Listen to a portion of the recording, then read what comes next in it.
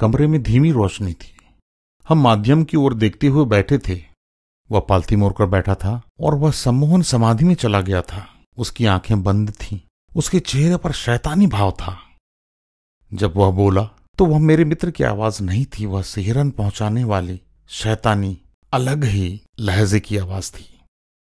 Benjamin, मैं जानता हूं कि तुम मेरे माध्यम की आर्थिक परिस्थितियों के प्रति चिंतित हो। मेरा सुझाव है कि तुम अपने काम से काम रखो। यहां हम निर्णय लेते हैं और सच्चाई तो यह है कि हमें तुम्हारी कोई आवश्यकता नहीं है। तुम इसी वक्त बाहर निकलो। जब तुम अमेरिका में थे तो हमने तुम्हारे बिना ही सारा काम चलाया और अब भी तुम्हारे बिना सब कर सकते हैं। मैंने आत्मा से विनती की कि मुझे वहां रहने दे। उस समय मेरे लिए तंत्र मंत्र ही सब कुछ था। चलिए मैं आपको वह तस्वीर स्पष्ट कर दूं। मैं कुछ समय पूर्व अमेरिका से वापस लौटा था और उस दिन अपने पुराने मित्र के साथ, जो एक माध्यम भी था, दोपहर का भोजन कर रहा था। उसने एक माध्यम के रूप में कभी लोगों से कमाई नहीं की थी और मैं उसे प्रोत्साहित कर रहा था कि वो इसे अपनी कमाई का जरिया बना ले। मैं उसे अमेरिका ले जाकर उसके पास संभावित ग्राहक लाने की योजना बना रहा था कि वह वहां एक तंत्र मंत्र की संस्था स्थापित कर सके। वह इसके लिए एकदम तैयार था।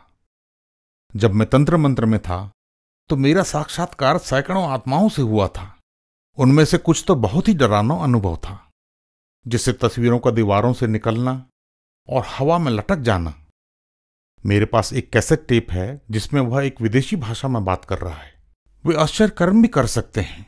जो मैं आपको समझाना चाहता हूं वह यह कि शैतानी आत्माएं वास्तव में हैं और यदि आप उन्हें अनुमति दें तो वे आपके जीवन को नियंत्रित कर सकती हैं। यह जरूरी नहीं कि यह तंत्र मंत्र के द्वारा ही हो, यह हमारी जीवन शैली के द्वारा भी हो सकता है। इफिसियों 6:12 में पौलुस प्रेरित कहते हैं कि इस संसार में हमारा युद्ध मनुष्यों से नहीं लेकिन शैतानी आत्माओं से हैं जो हमें नियंत्रित करना चाहती हैं। यह बात हमें इफिसियों 6:12 में मिलती है। अब यदि आप एक पापमय जीवन व्यतीत कर रहे हैं तो आप निश्चित रूप से दुष्ट आत्माओं के नियंत्रण में हैं, और यदि आप एक पवित्र जीवन जी रहे हैं तो आपका जीवन पवित्र आत्मा के द्वारा निर्देशित है। आपके पास चुनाव है। बाइबल में शैतानी आत्माओं के कार्यों का काफी वर्णन मिलता है। वे घृणित हैं, दुष्ट और अपवित्र हैं, और कई बार उनसे पीड़ित व्यक्ति की जीवन शैली से हम यह सब देख सकते हैं।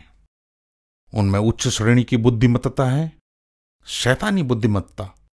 सवाल यह है कि हम अपने जीवन के नियंत्रण को इन शैतानी आत्माओं से कैसे बचाएं। केवल एक ऊंचा नैतिक जीवन जीकर हम इससे नहीं बच सकते। हमारी सुरक्षा एकमात्र मसीह में है। हम जरूर प्रायश्चित करें। प्रायश्चित का अर्थ केवल खेदित होना नहीं है, इसका अर्थ है जीवन शैली बदलना। आपको बपतिस्मा लेने की आवश्यकता है। इस तरह आपका मानवीय विश्वास ईश्वरीय अनुग्रह से मिलता है और तब आपको पवित्र आत्मा का उपहार मिलता है, और बेशक आप एक पवित्र जीवन जीते हैं।